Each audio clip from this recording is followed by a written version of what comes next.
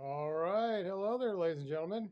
It's Rich. I'm reporting again from the zombie and vampire infested torture chamber. Reporting live with Dusty. And Dusty's pissed right now, man. He's got out the spectrum analyzer and he's ready to go clip some wings. As some of you may have seen on my Facebook posts, I had a rather triumphant day today, retail politicking and chit chatting it up with the folks. No less than 5 minutes after I posted my rather joyous email, my phone got hacked by the folks that have been occupying this joint for, at least 4 years now. Within 5 minutes, I was hit with the same stream of unsolicited games and other applications that came flooding into my phone. And then suddenly it stopped working again, which has happened probably at least 10 times at this point, which means I got to disable it, reset it, do all kinds of horse shit, update all my apps. It's just a pain in the ass. And no sooner did I disable my phone and indicate I was aware of this activity, they decided to disappear. And now the randomly lighting bathroom light that seems to come on of its own volition periodically has lit, demonstrating that the once totally covered curtains are wide open. They suddenly decided to start covering them when I let it be known that I have infrared and thermal equipped cameras.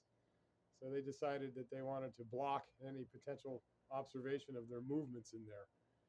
Then they suddenly returned after I announced I was campaigning for governor, opened all the windows, opened all the curtains, and started to play it off today, or actually the day before yesterday, whenever I announced. And then today I get hacked, and again they disappear.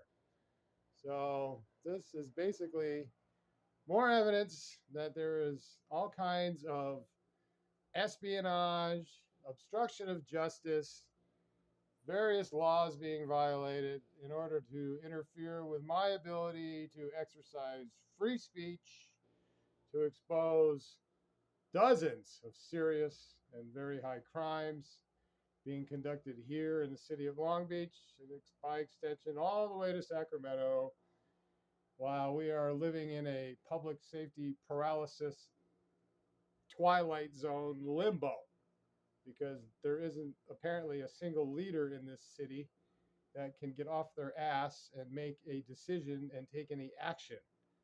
I can't quite figure it out. This is the most bizarre situation I've ever experienced in my life.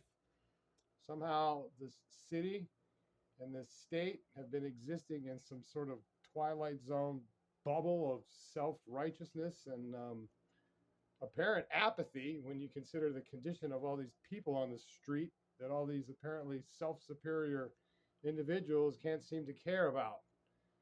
It's just a terrible example of the terribly flawed and misguided leaders and their minions. So Dusty is once again on the warpath, and I don't know. Things don't look good for the usual suspects because I'm on a barnstorm, folks.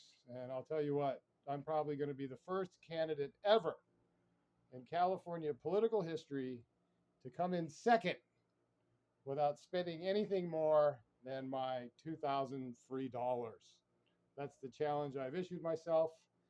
I have between now and April to create so much support at the grassroots level and beyond that I'm pretty sure I'm going to come in at minimum second, which I'd be quite content with if we end up with a clear and fair and legal playing field for everyone involved. And frankly, I would prefer to be the second to Sheriff's candidate Bianco, because I frankly think he's obviously much older, wiser, and more experienced. And I think that I would flourish as his lieutenant governor, attempting to help people recover themselves from addiction with our bundled resource and bundled recovery turnaround centers, one-stop shops for saving lives, and helping our homeless folks recover themselves from their lives of struggle on the street.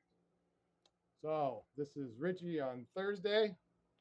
I send my highest regards out to the men and women of our armed forces, and I'm very touched and grateful to have had several private discussions with members of the U.S. Marines today. Some are friends from long ago, and some are new friends from just today.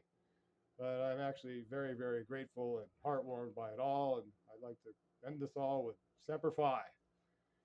You never forget your friends, and you always carry on. Thank you very much.